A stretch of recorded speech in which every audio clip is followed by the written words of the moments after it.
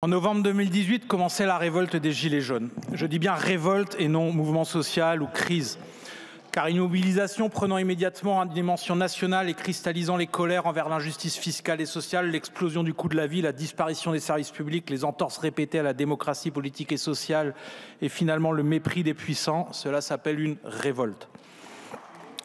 Semaine après semaine, des centaines de milliers de personnes, ouvriers, employés, petits indépendants, chômeurs, mères isolées, issus des villes, des campagnes, des zones périurbaines, ont occupé les ronds-points, défilé dans les rues pour dire leur colère légitime. Le peuple souverain redevenait un acteur politique conscient de sa puissance. Face à cette révolte historique, le gouvernement macroniste a déployé une répression policière et judiciaire historique, rompant le cadre de l'état de droit et faisant franchir une nouvelle étape dans la dérive autoritaire qui affecte notre pays. Plus de 11 000 gardes à vue, quelques 5 000 poursuites, plus de 3 000 condamnations, des milliers de cas d'entrave à la liberté de circulation, de manifestation, plus de 3 000 manifestants blessés, 32 éborgnés, 5 mains arrachées. Et ce n'étaient pas des Black Blocs, c'était des gilets jaunes et qui n'ont jamais reçu votre soutien.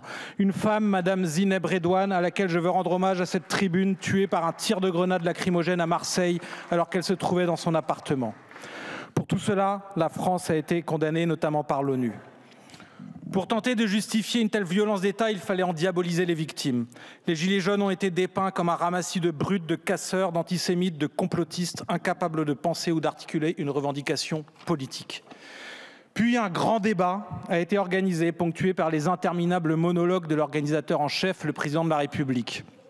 Le gouvernement s'était engagé à rendre accessible l'ensemble du contenu des cahiers d'expression libres. Il n'a pas tenu parole. Entre-temps, le président avait changé de plan com et s'apprêtait à une nouvelle étape de sa guerre sociale. Le gouvernement ne voulait pas entendre cette parole qui battait en brèche les idées reçues sur la révolte et ses motivations profondes. À ce titre, je trouve particulièrement symbolique une anecdote survenue dans le Val d'Oise, mon département.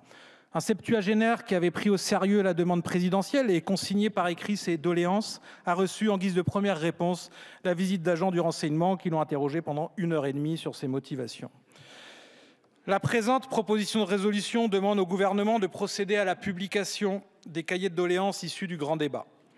La France insoumise votera évidemment pour cette proposition. D'autant plus volontiers que nous avions nous-mêmes, en novembre 2022, déposé une proposition de loi en ce sens. Proposition de loi dans laquelle nous demandions également l'amnistie des Gilets jaunes. Cette demande, à nouveau formulée en 2024, reste d'actualité.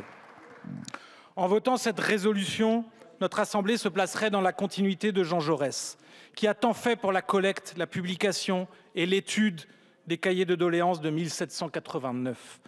Contre les réactionnaires qui n'y voyaient qu'un tissu de sottise populaire, Jaurès avait, un siècle après la Grande Révolution, perçu toute l'importance des cahiers de doléances et œuvré pour que l'Assemblée nationale organise leur publication.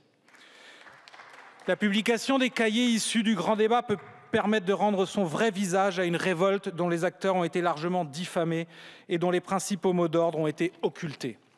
Certains espèrent, sans doute, avec cette publication, clore le cycle ouvert en 2018. Mais cette publication ne doit pas être un aboutissement. C'est une étape du combat.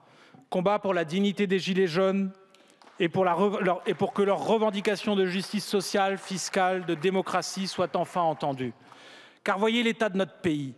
Aucune réponse de fond n'a été apportée à ce jour. Pire, les gouvernements macronistes successifs ont depuis radicalisé leur politique d'injustice fiscale et sociale, de piétinement des libertés publiques, de déni de la démocratie parlementaire et sociale et d'enfoncement dans la répression systématique de tous les mouvements sociaux avec la complicité de l'extrême droite, aveugle, incapable de la moindre critique envers la police quand elle ne respecte pas les règles du maintien de l'ordre républicain.